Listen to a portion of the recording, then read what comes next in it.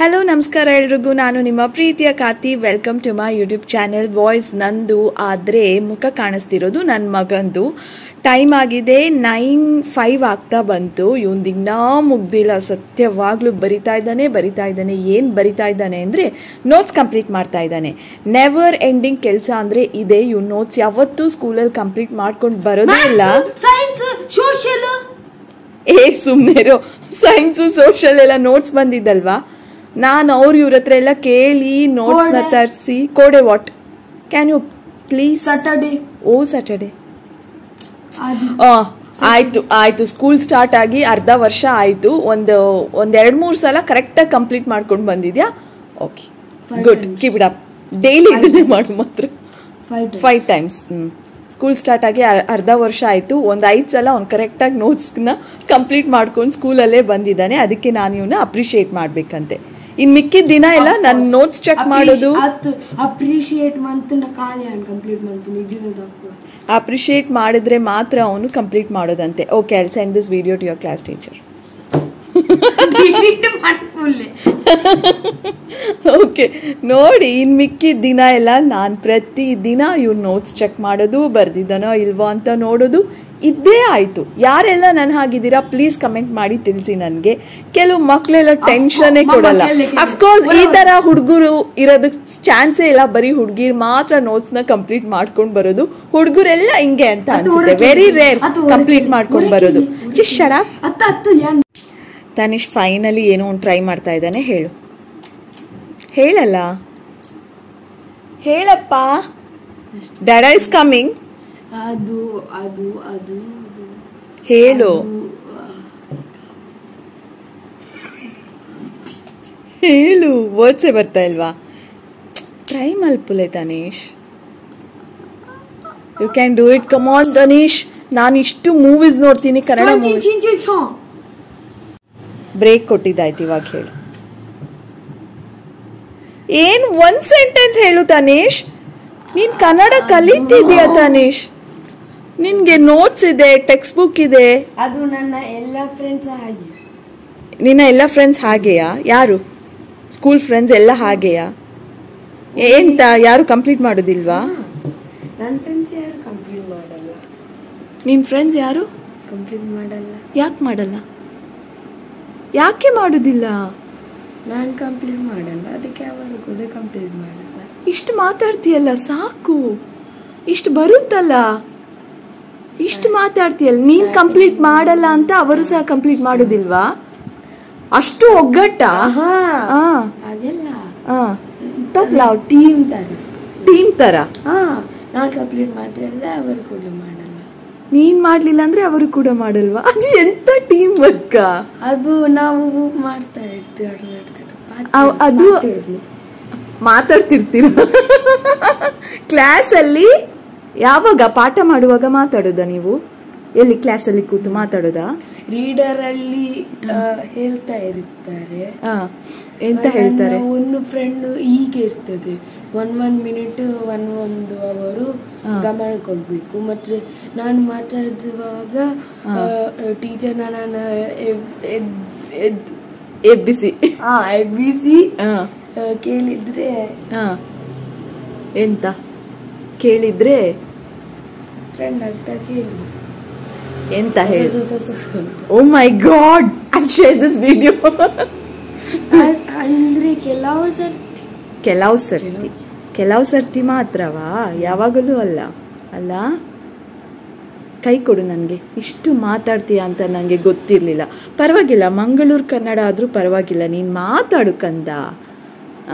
ನೀನು ಇಷ್ಟು ಮಾತಾಡ್ತೀಯ ಅಂತ ನನಗೆ ಸತ್ಯ ಗೊತ್ತಿಲ್ಲ, ಆಯ್ತಾ? Thank you. ಅಲ್ಲ, ನನಗೆ ಕೈ ಮುಗಿಯೋದು ಯಾಕೆ ಈಗ? ಮಾಡಲಿಕ್ಕೆ ಬೇರೆ ಕೆಲಸ ಇಲ್ವಾ ನಿನಗೆ? ಬರಿ ನೋಟ್ಸ್ ಬರಿ. ಅಯ್ಯೋ, ಅಲೆಪ್ಪುಲೆಗೇರೆ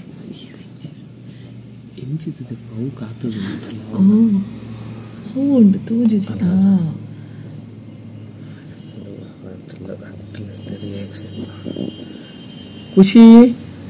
ಖುಷಿ ಜೋರ್ ಲೆಪ್ಪಿ.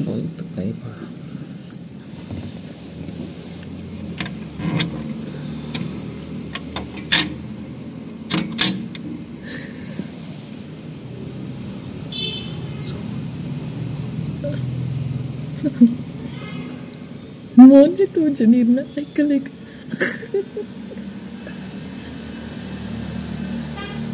Hi there, dude. Come on, dude. Open the door. खुशी जोन भी तू दो ऐकलेक खुशी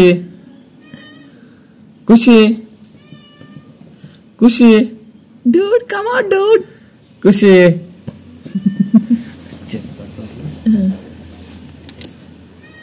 Look at her tail. ಖುಷಿ ಯಾ ನೋಡ್ತಿಲ್ಲ ನಿನ್ನ ಮೋನಿಗೆ good morning good morning good morning ಅಬ್ಬಬ್ಬಬ್ಬಬ್ಬ good morning good morning start ಆಡ್ ಲವ್ ಯು ಚಿನ್ನ ಶುಶು ಅದೇ ಬೋದು ಮಾಡಿಕೊಂಡ್ರಿಂದ ಸ್ವಲ್ಪ ಶುಶು ಅಲ್ಲನ್ನು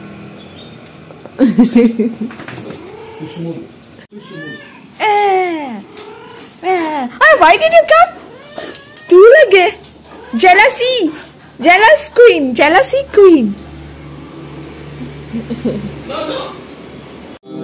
ಜಯ ಜಯ ಜಗತ್ರಾಣ ಜಗದೊಳಗೆ ಸುತ್ರಾಣ ಅಖಿಲ ಗುಣ ಸದ್ಧಾಮ ಮಧ್ವನಾಮ.